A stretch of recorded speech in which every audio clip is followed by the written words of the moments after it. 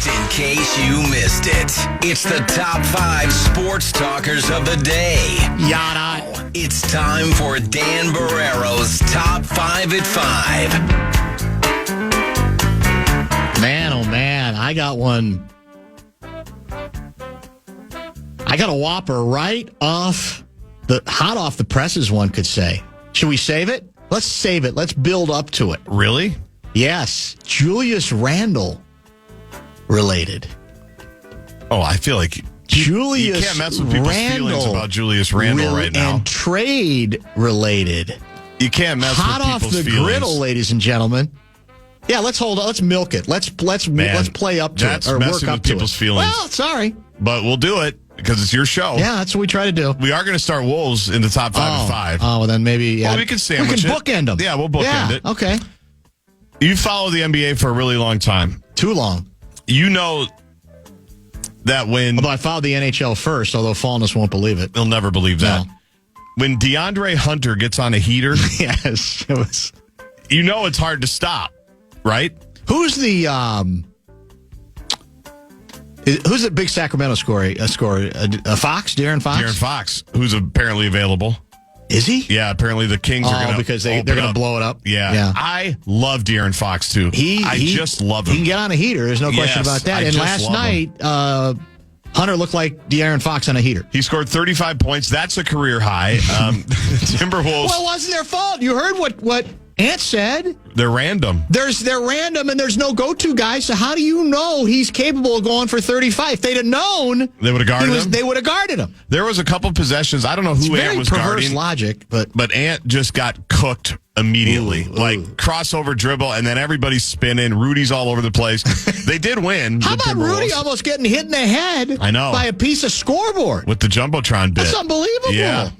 Do we know what that wasn't glue gal up there throwing stuff off of that thing? I don't think you can rule anything out. No, you can't rule out terrorism. Crunch brought an umbrella out after the game, which was very good mascotting by Crunch. That's well done. Because Rudy was talking to our guy, Alan Horton. But they did win last night, 192. So they are 4 games above 500 for the first time all season. But you know the standard that Chris Finch holds this team to, Dan. He was not satisfied with the effort last night. Thought we played really well, to start the game. Collectively, there were some guys who struggled to make shots or whatever. But yeah, I mean, we do see it from time to time against shorthand teams. We come out here and we bullshit, and it starts with our top guys. I think he's from New Jersey or D.C., isn't he? Definitely the East Coast. He had a little Brian Kelly in there. Yeah, there was a little of that. Yeah, when the BS word came out. Right. So they get the win. They hit the road now for a minute. They take on the Phoenix Suns tomorrow night. The Suns, by the way, not doing much better than the Timberwolves. No. Can we get Durant? Can we get Durant? Well, Durant for Randle? Not exactly sure. You'd have to do that, wouldn't you? Yeah, probably. The Suns are a half game behind us, so it's a big game for the play-in game jostle. Ooh. Because we are the 7 as we speak, a game behind the Clippers and a half game up on the Suns, who are the 8th seed. Yeah, it was it was a moral loss. It was important that you did get the victory, but Finchie was especially unhappy with the third quarter was a joke. Game went way too long. Minutes had to be extended way too long. Nas got hurt for a minute. Nas got hurt and didn't come back. But thigh contusion. You're back to, we've been down this road so many times before that it's hard to take even the angst from the head coach all that seriously. If he can't figure out how to push the right buttons, use the right group of players at any given point, I don't know. We talked yesterday from the cage. This is a part of the schedule that is relatively soft, continues against Phoenix, and then Utah, and then eventually you got 8 out of 10 at home, where you say, if this is going to get a team going to get on a streak where they win 9 out of 10 or something, this is the time that it's likely to happen. But it's hard to have much confidence that they're going to go on that kind of a heater because of the inconsistent, just the maddening nature of the stops and starts. And we saw again way too much of that yesterday. Edwards early, everybody pretty much in the third quarter. Too many turnovers, and I feel like we've been down this road so many times before that I'm almost insulting the audience bothering with it at this point. Immediately following us at 6:30, speaking of heaters, the red-hot Minnesota Golden Gopher basketball team is in East Lansing, Michigan to take on the Michigan State Spartans for a second time this season. Spartans came here in a Big Ten opener and knocked off the Gophers by 18 points, 90-72. And you told me the Gophers are actually favored by 1.5 tonight? I did not tell you that. Oh, okay. I did not tell you that. Right. But the tip time is 7. You'll hear it right here on the fan. So that's why we're out at 6. We're out at 6:30. Oh, we are at 6? We're out at 6. We're out at 6 tomorrow night and Thursday night. That's not what you said. Now I'm annoyed. I'm going to read you the text you sent me earlier. Okay? Oh, yeah, you're right. Yes, full show, 6 o'clock on Wednesday, Thursday for Wild. Well, you should have corrected me early. I said right off the top of the show it was a 3-hour tour. Oh, did you? You probably weren't listening. I was getting stuff set You were getting up. some stuff done. So it's tomorrow. For some reason... Wednesday and Thursday. And I thought it was logical. I thought, it's East Coast time, right, in Detroit or in East Lansing, so maybe that's why we would be out at 6 o'clock tonight. Okay, my bad. So Guerin will take over at 6:30. Okay. I think we're double-digit underdogs, actually. The Spartans are 17-2 on the season and a perfect 8-0 in the Big Ten. A lot of people thought... You were in the group ready to pile, basically just bury Izzo. Thought he lost a thought step. It was pretty much gone, and now look at him. What time's your apology to Tom Izzo? Well, let's see what happens about 9:30 tonight. Okay, yeah, you're right. Text me back at 9:30. We'll see. I'm curious to see how they play. They've got Washington at home on Saturday. The Gophers do? Yeah, the next home game. That's an 11 o'clock kick. 11 o'clock kick. Did you hear who's the UCLA men's basketball coach? Mick Cronin. The Cronin meltdown last week. Which about one? Travel. Yes, it was brilliant. Cross country. He just lost his... It was brilliant. It felt like he had that choreograph set up. Yes. He even wondered whether the question was a setup. But if it was, he enjoyed it because then he hit it out of the park. Basically, the thrust of the question was, how much of an advantage is it when teams like from the East Coast have to go west? And he said, Are you out of your mind? Yep. They get to play 2 games. They don't usually have to take 2 trips. So It's they get 70 UCLA degrees. and USC. It's 70 degrees. We got to go back. We got to see the Statue of Liberty like 7 times. I think he said we saw it twice in the last 2 weeks. Yeah, It's was brilliant. He was not pleased. Well, it is completely unfair It is, for the West Coast teams, and they try to do their best to try to manage it. They didn't have to join the Big Ten. It's exactly right. It's hard to, I'm sorry. These teams are the collateral damage of the football stuff because the football's not really that meaningful. It's a couple games. That's true. It's one day. Basketball team, and that's why they had to add Washington and Oregon, which they did to at least give them a road trip that they're somewhat accustomed to in conference play. We're going to talk Kirill with Bill Guerin. Do you want to come back with your Julius Randle nugget? Because we may as well stay on schedule. Yeah. Why don't we... Well, you want me to tease it? Is that what you're saying? And then hold it over? I think so. All right, let's do Unless that. you want to get to it now, but we're up against the straddle. let's do that. The fan wants to give you a shot to put a grand in your hand with our National Cash Contest. And the keyword, the final one of the evening, is green. Go to KFAN.com. The keyword is green. A new tantalizing, hot Julius Randle trade rumor. And then we'll get to some more hockey stuff and then prepare, as Gaardsy said, for Bill Guerin from Toronto at about 5:30. Boy, this is a big package. NBA insider Ian Begley via SNY TV offers this tantalizing nugget. Headline: South Beach Julius? What do you mean? The Jimmy Butler saga is the biggest trade story at the moment, ahead of the Feb 6 trade deadline. According to reports, the Suns and or Heat have talked to several teams about a 3, 4, or 5-team deal involving Butler.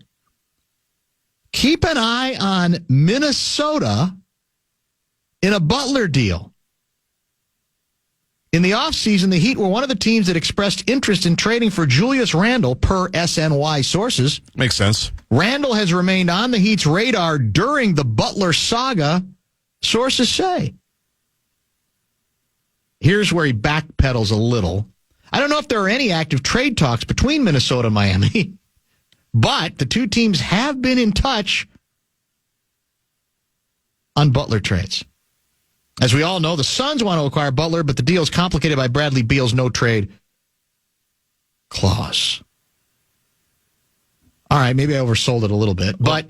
What my question would be, who are the Wolves getting? Butler. No. Buckets. That's the suggestion in this piece. It is? Yeah. Now, you could say I thought if it was it's 3 in or a 4 multi-team teams, trade. You wouldn't even know. So, yeah, I guess technically, Yeah. I mean, you could say, because he writes, I don't know if there have been any active trade talks between Minnesota and Miami, but the two teams have been in touch on Butler trades. You're right. He's vague. So it may well be the intention here is Butler ends up someplace else, like Phoenix. Yes. In a multiplayer deal. Right. He does not throw out any names about who we would end up with. So it makes it kind of hard even to get either excited about or bored with. Right. Without a particular name. So there you have it. Might have oversold it a little bit. That's okay. That's what trade. I mean, we've got only like another week and change to do this for the NBA, right? Feb 6. What's going to come first, the trade deadline or the big ownership announcement regarding the trade Timberwolves? deadline? I would guess the trade deadline if I had to put money on it. I'd almost rather we find out ownership first.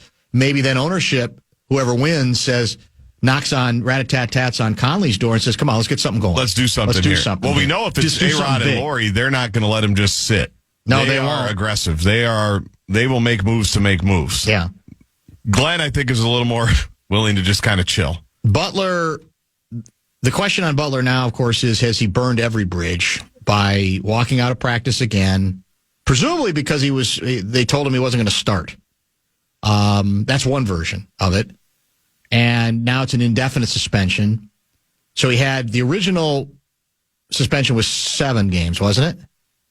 Conduct detrimental to the team. Yes, the first one. Then he was back. Then he was late for, was it a plane or practice, whatever.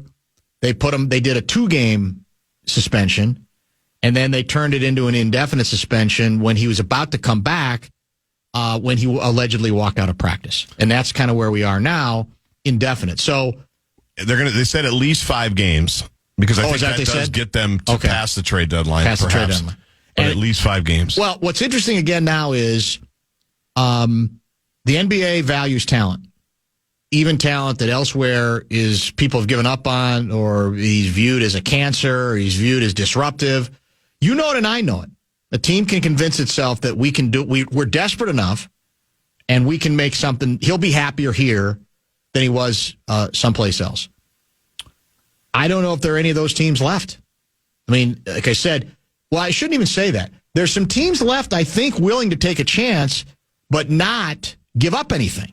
On the other hand, you got to give up something, do you not, because of the nature of his contract? Yes, and you have to pay him. And you have to. Yeah, this whole thing is about he wants more money. Right. Well, that's the other. That's the problem. That's the other side of it. Is you almost have to. It's 2 things. It's what you're willing to give up, given how little he has played lately, and secondly, well, can we keep him happy? How long before we break the news to him that he's not going to get his $72 million from us? I don't know. And that's where I think it's likely to think that the ordinary market that would find a way to convince teams finding a way to convince themselves that we can fix it. We're desperate enough. That may have dried up to none. I don't know if there's anybody at this point. Any serious team that has aspirations. Yeah, I really think it has dried up. I think you're probably right. As good as he's been when he's been out there. He went to 2 finals with the Heat. Think about it. That's hard to do. That is hard to do. And it's not like I know he had Bam and he had Hero, but then he had a bunch of dudes. We had Musselman on, Eric, to talk about whichever guy he had that just went crazy in one of the playoff series that I think is with the Lakers now. Got a big paycheck because of the run. Is this a bit, or do you think 612 guy is onto something? The Athletic is suggesting a multi-team deal where Buckets goes to Golden State, which we have heard. Yep.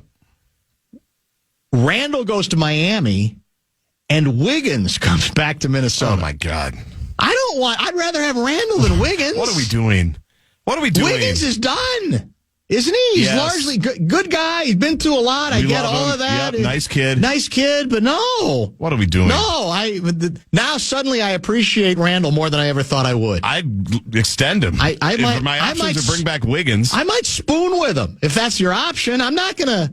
No, not Wiggins. Come on. Or did he just? It's a great pretend text if he just made it up on his own. It works because I'm worked up. It was well done. It's an interesting mix of play. No, Wiggins. No. Come on, man. It is amazing how we're viewed in the trade talks, though, by national reporters. That's sort of like the extra baggage. The clearinghouse. Yeah. Whatever you need, just throw it to Minnesota, flip it to Minnesota. They'll be fine. They'll be happy with Wiggins. They had him once. That's how this whole Randle thing even got started. That's true. For many, many years, it was just trade Cat for Randle, straight up. That's no problem. It's like, no, that is a problem. That's not, I don't like that deal. We don't like that deal. And obviously, Tim Connelly didn't like that deal because he made him throw DiVincenzo in there before he would actually do it. Where was the other one I wanted to get to? Wolves fans everywhere saw this Butler mess coming. The guy gave us all the finger. We responded in kind. Heat fans are getting what they paid for. But it's not that simple, I would say to Tom from Columbia Heights, because the Heat got something substantial for a period of time. That was the one place where it kind of worked until it didn't.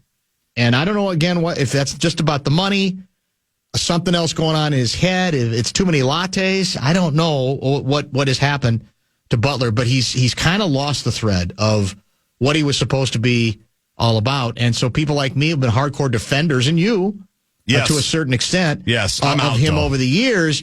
It's impossible.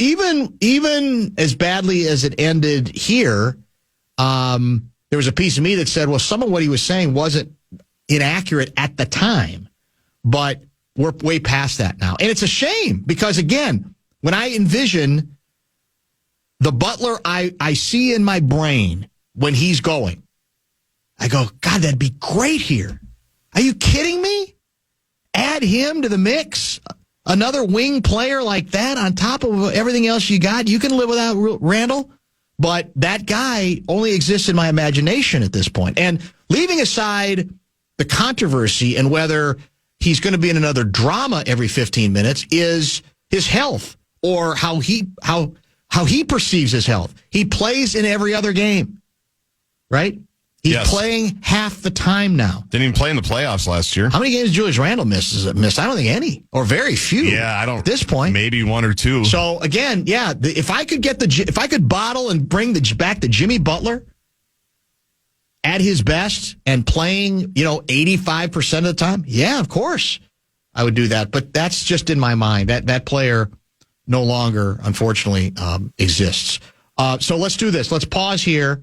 We expect a phone call, or we'll check in with Wild President of Hockey Operations, Bill Guerin. We'll get his view on the big Kaprisov announcement today, and we'll try to get some other stuff going from him regarding the road trip, the current condition of his favorite hockey team. Bill Guerin is coming up in just a couple minutes. Minnesota Wild will be back in action tomorrow night on the Fan against the Toronto Maple Leafs. Made some news today confirming that Kirill Kaprisov will undergo surgery apparently as soon as Friday, likely to miss 4+ weeks. And Bill Guerin, who is in Toronto with the club, kind enough to join us via the Connecticut Water Systems hotline. I want to start, as we welcome you back to the program, with a question from the audience because it's a compelling one. This is from, I don't have a name here, but we'll just go with his area code 952. And he writes, I've got a question for Bill Guerin. A group of us inaugural Wild season ticket holders are headed up to Montreal and Ottawa for that part of the road trip. Would Billy meet us at Hurley's on Crescent Street for a Guinness? We know he likes his beer and Guinness, having seen him around town. He's got to give us something to see after this Kaprizov news. Come on, Billy. Will you agree to hoist one with those Wild fans? Can I give you a strong maybe? All right. That's probably better than nothing. I'm not opposed to that. No. I like to have a pint or two every now and then. Do you now? Yeah. Okay. All right. Good to know. Well, it might be fun. I don't know. It sounds, the danger, of course, is they might have like a bunch of ideas that they're just waiting to have the captive audience, but you can handle that. You've been through that before. I can handle that. Yeah. I've seen that before. You handle that with Russo every day, pretty much, right? Russo's got 6 suggestions every conversation. You give me your ideas. I try, yes. I just run with those. Yeah, well, then you're in big time trouble. All right, so the big news, that's the big news of the day. Help us understand how it got to this place where you go from, we're bringing them back slowly, we're being cautious, we're going to throw them out there, to this doesn't feel right. This isn't working for us. Let's take the next step. How did we get here? Well, it's exactly what you said. Is hey, look, the last thing you want to do is just start throwing players on the operating table. You have to, or you'd like to seek other alternatives first and try to work it out like that. It didn't take. Things just weren't getting better, and we had to, with Kirill and Kirill's agent, we had to make a unified decision that this is the right thing for Kirill, and it's unfortunate news, but it's not the end of the world, and we'll just continue to play and try to win games, and it's unfortunate, but we have to continue on, and we'll help him get back to 100%, and when he does, we are a better team. Who had to be more convinced that this was the right thing to do, you or Kirill and his agent? I'm sorry, say that again? Who had to be more convinced? Who was tougher to get to this place? You said it's got to be mutual. Everybody's got to be in on it. Who maybe was more stubborn about, no, I'm not sure we really want to go down that road? No, this is all, listen, you have to make these decisions together. The most important person in this process is the player, because it's his career, it's his body. He knows what's going on. So he's the one that's going to be able to tell, hey, look, I can muscle through this, or I can't do it. Yeah. And then you say, okay, well, how do we fix it? Is it strength? Is it in the training room? Is it in the weight room? Is it on the in the operating room? And you just make the decision together. What did you observe of him on the ice since he came back? What did I see of him? Yeah, what did you note, or how did you think he was doing? Kirill said I'm probably at 60%, and you could tell he was still the best player on the ice the other night in Chicago. But hey, he just didn't have the same pop. And in just speaking to him, it just affects everything that he does. So he didn't feel comfortable. And when you're a player and you feel you're at 60 or 70%, that's not a good feeling. And for me, anyways, personally, I really feel that if you're only out there at 60, 70%, you're exposing yourself to further injury, and that's the last thing we want. So, if that's where his mind is, then we've got to help him out here. We've got to do something. I couldn't agree more. I started the show trying to talk hockey fans off the ledge, because it's never a good thing to hear, right? Your best player undergoing any kind of surgery. But to me, this is an absolute no-brainer that of all the decisions, the best decision is he's 100% healthy and you got him on this road trip and everything's fine. But that's not the reality. To me, the worst thing is to do this in these slow drips and drabs where you just kind of keep throwing him out there, hoping he gets better. Time's a wasting. You're getting closer to the end of the season, and you don't have the best chance of resolution. There's enough time here, especially with that gap in the schedule, to say, no, we've got to resolve this quickly and get him back as close to 100% for that last part of the regular season, and obviously for the playoffs. To me, it's the only decision really that makes any sense. Hey, hold on. I want your listeners to turn the volume up, because I actually agree with you. It's rare, isn't it? It is rare. And you might now be questioning your own sanity at this point. That's another deal, but that's okay. I definitely am. Yeah, for sure. No, I mean, I agree with you. There's no other way. And listen, it's hard for me too at times, and I know it's hard for the fans to look at the big picture and play the long game here. Like 5 or 6 more games isn't going to do us any good if we lose them for longer. Sure. Yeah, exactly. Like, he is our franchise player. He is our most important player, and we need him healthy for the end of the year and going forward. And we have to do what's best for him. Is it? I know nobody gives away anything in hockey. Lower body injury. I don't expect you to give us exactly what the injury is, but is it there's surgery and there's surgery where you go, well, this is our best shot at sort of, kind of taking care of it, or it's no, this is the kind of surgery that there's basically 95% or more reason to believe this will resolve this particular issue. Which is it? This will resolve it. But listen, anytime you're put on the operating table and you're put under anesthesia, it's serious. Like, it's just not something to take lightly, no matter what body part you're trying to fix. Surgeries are serious. Is it a hernia? I'm not going to tell you. I love the way you're direct. But I'm not getting into any of that stuff. Is it a testicle injury? You've got experience on this team with that this year, sadly. Yeah. No, everybody's got. We doubled the cup sizes and that's good. And thickness. So no, we're good. That's very, very good. All right. So best case scenario here, he can if he returns in 6 weeks, that's March 14. You still got at that point 16 regular season games before the playoffs would begin April 19. And I assume in your mind, you don't want him out at all, obviously, but then that's still enough time to where he can get his legs under him allegedly and totally and recovered. I assume that has to be a big encouraging factor here is there's a lot of time left, even though I know, the season goes fast.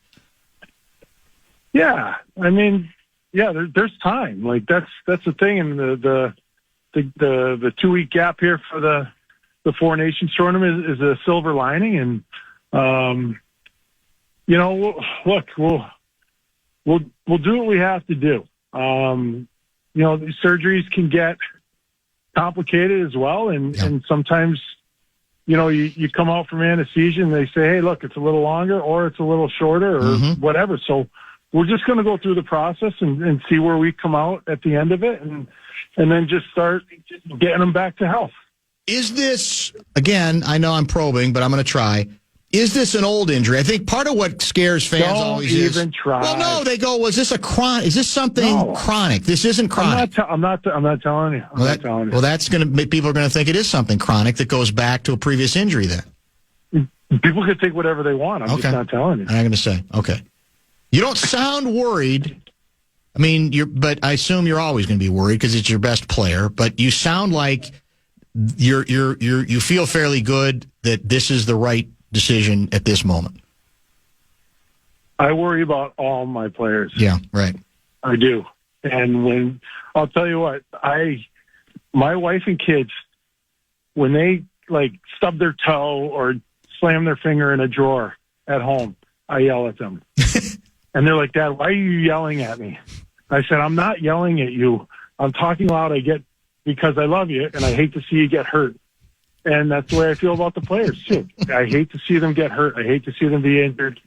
That's the one thing I get emotional about. So yeah, I really feel for Kirill because he's down and he wants nothing more than to be out there and to help his team. And so yeah, it's a crappy situation, but you know what? We've got a bunch of guys in Toronto now that are going to get on the ice tomorrow night and play their butts off. And you know what? We got to support them and be in it with them. And, Kirill will be healthy sooner or later and we'll, we can't wait to get him back. You were before the Blackhawks game, you were very frontal and candid in your views of the way the team had been playing. I think the money quote was, there's no excuse whatsoever for any of this. So what does the any of this refer to? Is it the greater frequency of losing? Is it a specific aspect of the way you're playing? What's the any of this for which you say there's no excuse? I just think our energy level, our competitiveness. Listen, we're going to lose games. I get it. We're not going to be perfect in the season. I totally understand that. But the one thing that I expect every night is high level of competitiveness, work ethic, compete, all this stuff. And I just haven't seen it. It was better in Chicago. It was better. Mm-hmm. But I didn't see it the last couple home games, and it's unacceptable. The guys know it. They're smart. They've been through a few meetings with John, and you know what? They'll be the first ones to agree with me on it. And we're just trying to figure it out. But like I said, the one thing we always can be is very competitive. One of the storylines that got a lot of attention after the Calgary game was the so-called lack of response to Flower being hit in the face. And you had some things to say about that. A lot of people did. Your head coach did. But I thought that Foligno had an interesting comment because he's being asked then about the same thing. And here's what he says. I want to get your reaction to it. He says, I mean, the pushback, we're trying to focus on winning a hockey game, and we just gave up 2 penalty kill goals, and then that happens. Rossi and Zuccarello jump on Anderson's back and stuff. If you go out and punch him in the face, and if they score 3 power play goals, it doesn't look so great. So, I mean, it sucks that you punch a Hall of Famer in the face, but something's got to be done, but we got them one more time. To me, that's Foligno saying, all in good time, don't assume that we're not capable of it, because we're trying to win not just the battle, we're trying to win the war. So as a GM and a former player, obviously, how do you thread the needle? What is the right balancing act when it comes to that question? Because I see a lot of times guys fight stupidly, and yeah, everybody feels better about, well, we showed them, we fired back at them, and then you lose the game. So what's the line? Right. I agree with Marcus, and I like to hear that because, hey, look at the Nashville game. I mean, there's no complaints there. The guys stood up for Spurgey, but then we played crappy after that, unfortunately. But I don't doubt this team and their togetherness and their willingness to stick up for each other. I don't. I think Marcus is right. If we take another bad penalty and we go on the PK and we get scored on again, well, then we're really screwed. And so, hey, look, all in due time, I guess, but we can't have that either. Can't have what? We can't have guys taking liberties on our goalies and things like that. It just can't happen. You also, there's the question of you can't replace. Kaprizov is irreplaceable. We all understand that. But as you say, you're playing. You got to keep playing. You got to keep moving forward.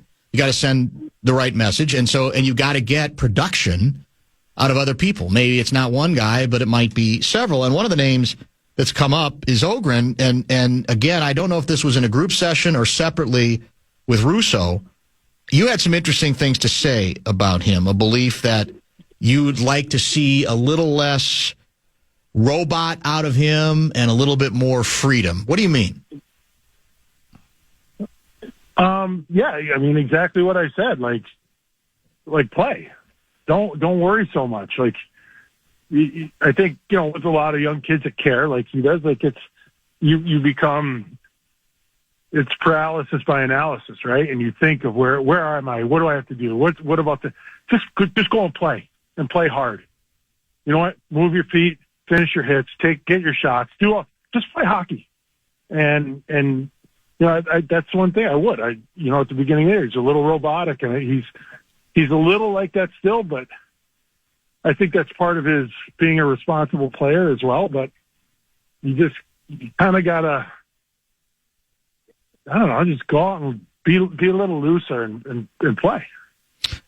Louis predicted. I don't know if that makes any sense. It does. No, absolutely. Louis earlier in the show predicted that you're more likely to make a deal. The trade deadline, I believe, is March 7th, so there's still a pretty good amount of time here.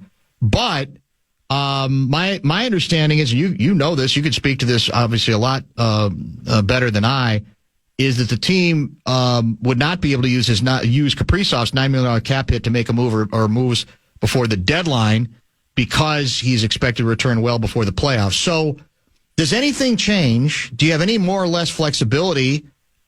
Or are you taking and making and fielding more phone calls in this interim than you otherwise might if this surgery had not been announced? I am not. I'm not fielding more calls. Listen, we're going to do what we can at the deadline. This is a day-by-day thing with the salary cap and where we are. I think as of yesterday, we had about $39,000 of cap space, so you can't get much done with that. But, that's what happens with a lot of injuries. It eats away your cap space. But we'll see. Hey, like I said, when we get to the deadline in March, we'll see where we are and what we can do.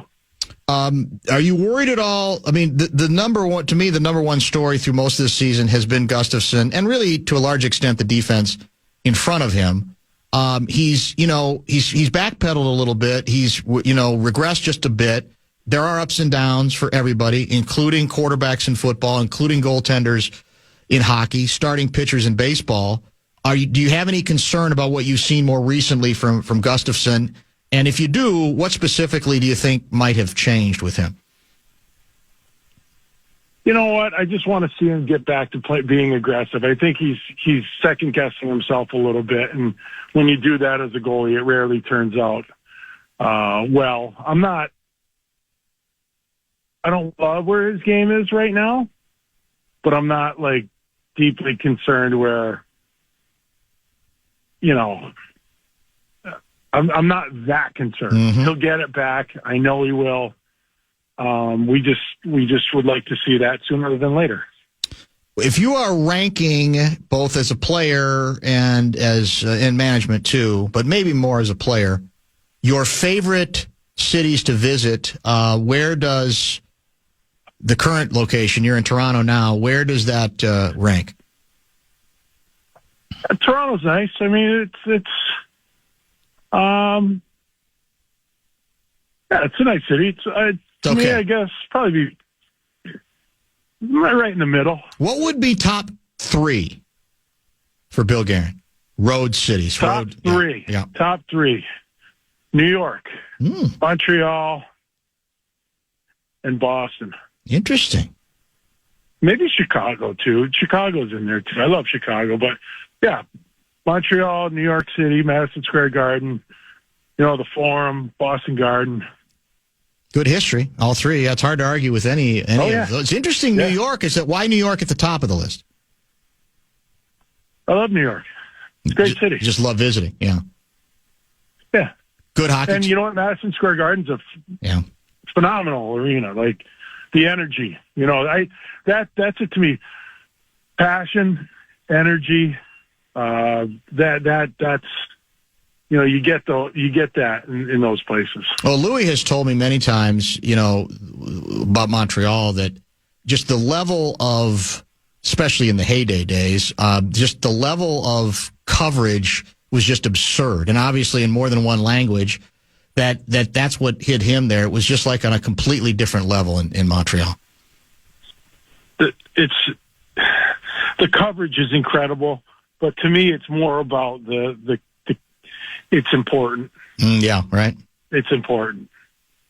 You could be the two worst teams in hockey, and Montreal's playing on a Tuesday night in October or whatever. It means something, and their passion for the Canadians is incredible, and it's a little slice, kind of a little Europeanish, so they have kind of that feeling. If you haven't been to Montreal to see an NHL game, you need to do so.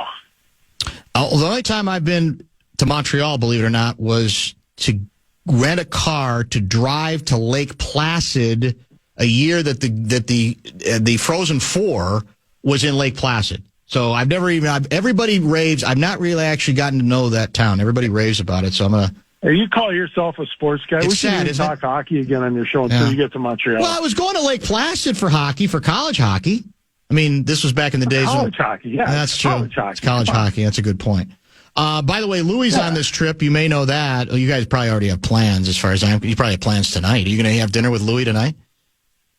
Not tonight. You know what? I missed it. He called right when we were taking off, and I haven't gotten back to him. I didn't even know he was on the trip. On the trip, yeah. But now I know he's on the trip, so now I'm in trouble. Last item. So the surgery's Friday, right? I don't know. Oh, come on. You know. Just confirm it. What's the big deal? I know. I'm not telling you. Why? Why does that even have to be secretive? I'm not going to try to show up outside the operating room.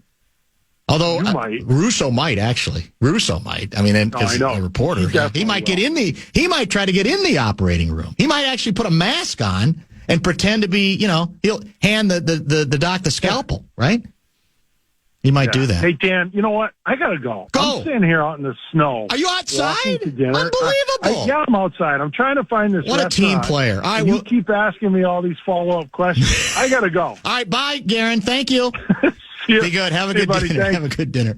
That's Bill Guerin outside in Toronto, where it might be a bit chilly, and he's trying to find his dinner location today.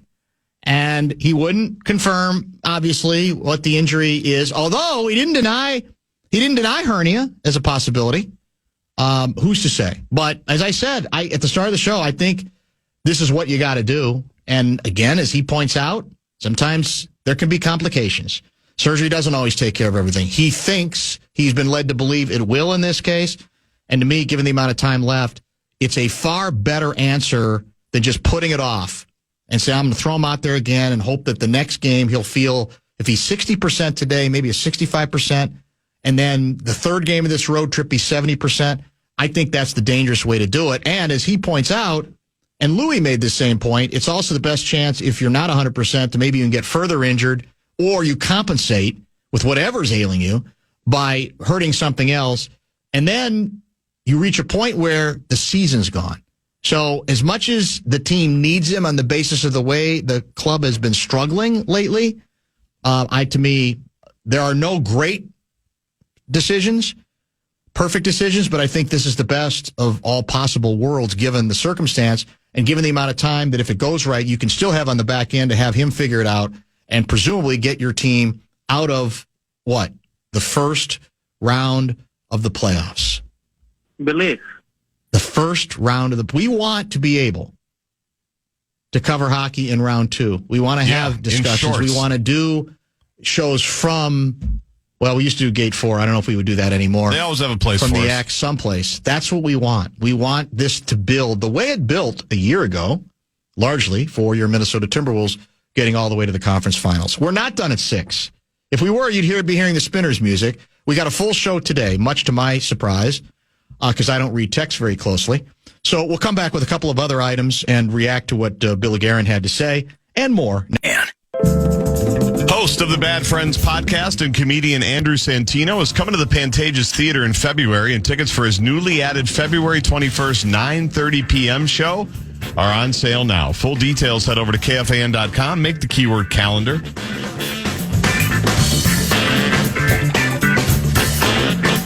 So Gopher men's basketball start time is when? 7. 7 o'clock. Is East Lansing Central Time? This could just be Eastern. A TV. Yeah, maybe it's just a TV start. It's 8 o'clock Eastern. Oh, it's on Peacock tonight. It's on Peacock tonight and right here on the Fan. Good to know. And on the Fan in its entirety. Pregame. Mike Grimm whining about officiating from the opening tap. Well, it's Tom Especially Izzo. On the road. Yes, yeah, it's going to be. With Tom Izzo. Yeah. That they're going to get the calls tonight. I always look forward to. We should start a new contest where we do the over-under on the first complaint.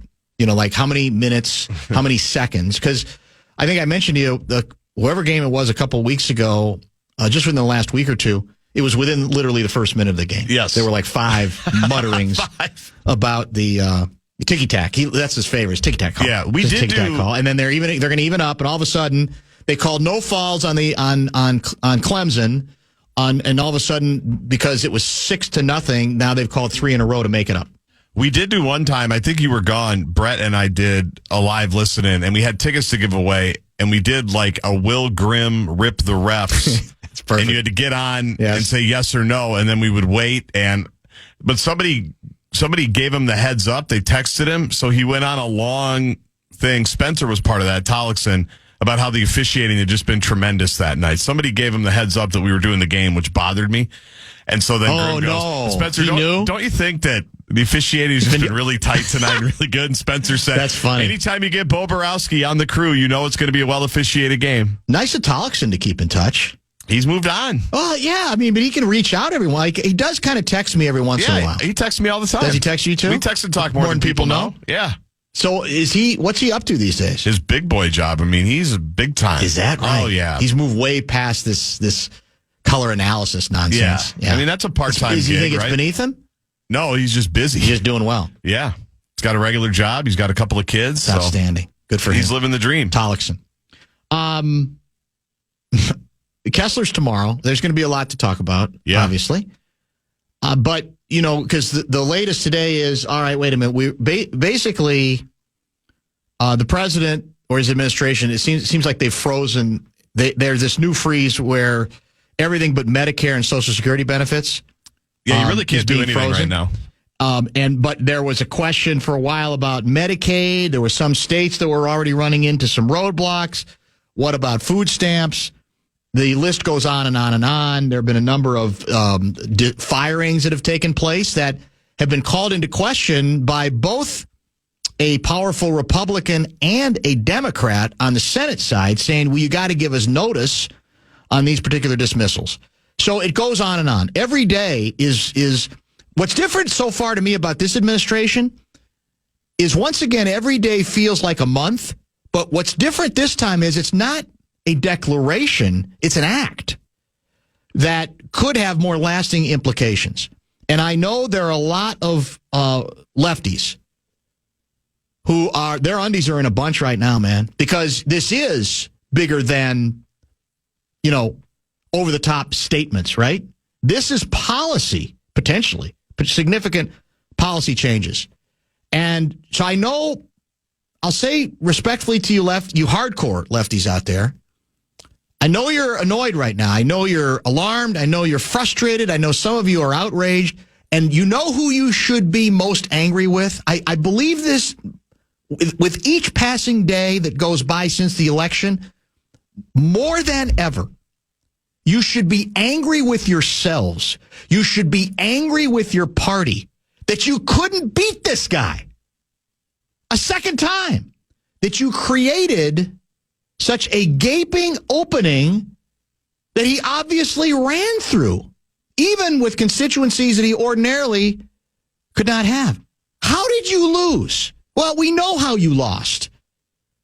You lost in large measure, as far as I'm concerned, because you overplayed your hand on so many significant issues, not the least of which was Joe Biden's fitness for office.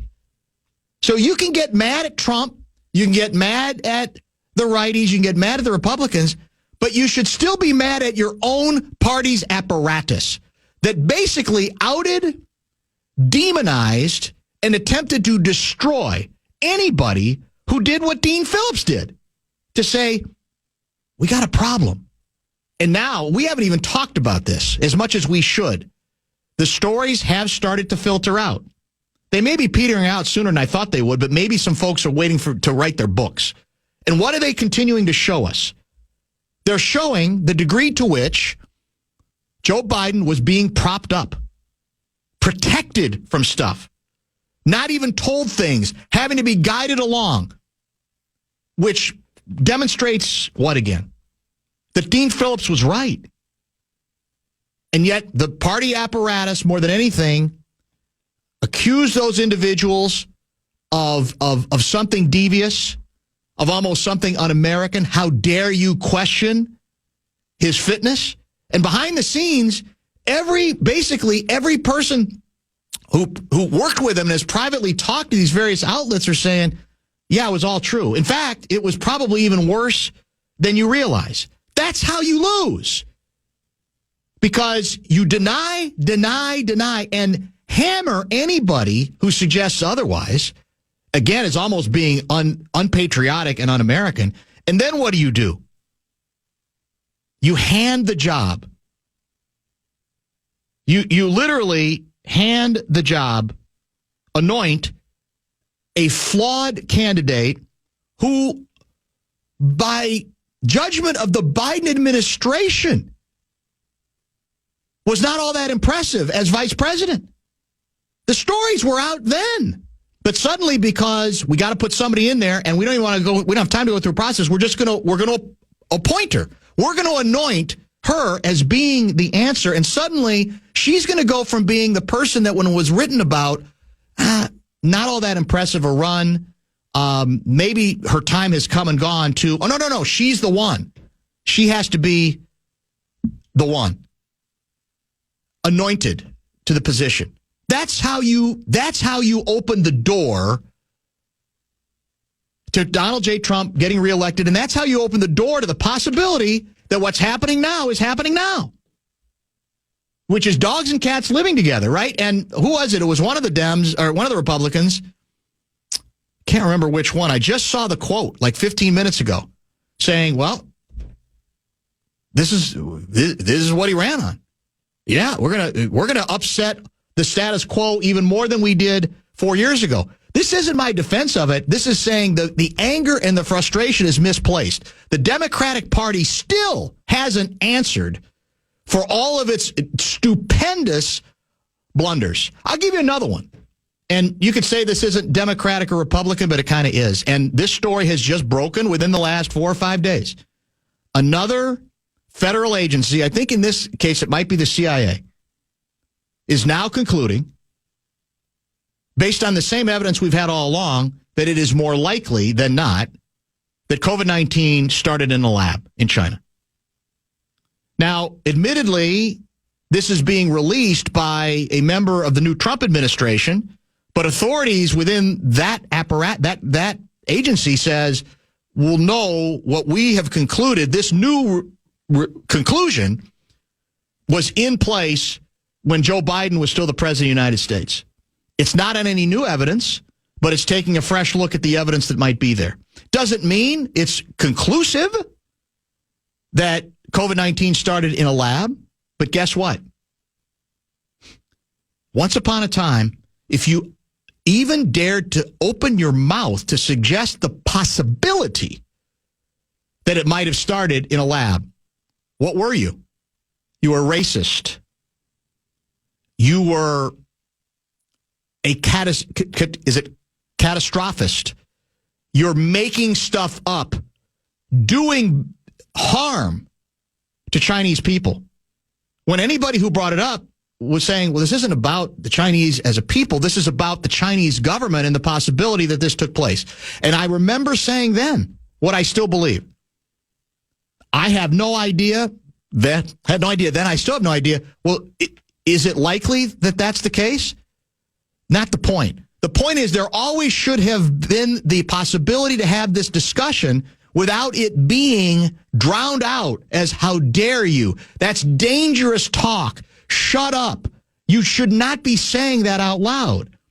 That's another example, in my view, of the Dems overplaying their hand. And what it does when you tell people to shut up over and over again, it creates a reaction. And now, again, another branch of our government is saying, might well be. Who's the guy who used to do late night political commentary on Comedy Central? Jon Stewart? Jon Stewart. Stewart went on with Colbert. Remember, this might have been like about 4 months ago, maybe even longer. And Colbert couldn't handle it because Colbert can't handle anything that's not, lefty ideology right down the line. He's become a cliche. And he didn't know what to do with Stewart because Stewart said, of course it's possible and maybe even likely, logically speaking, that it came from the lab. And even where there were other lefties go, why is Jon Stewart saying it? Because Jon Stewart, in this case, was just trying to sort of follow the story a little bit and be logical about it. And I do believe that's why, as much as the tendency is going to be, we want to hammer these guys who are in charge now, hammer yourselves for giving them a chance to get back in charge.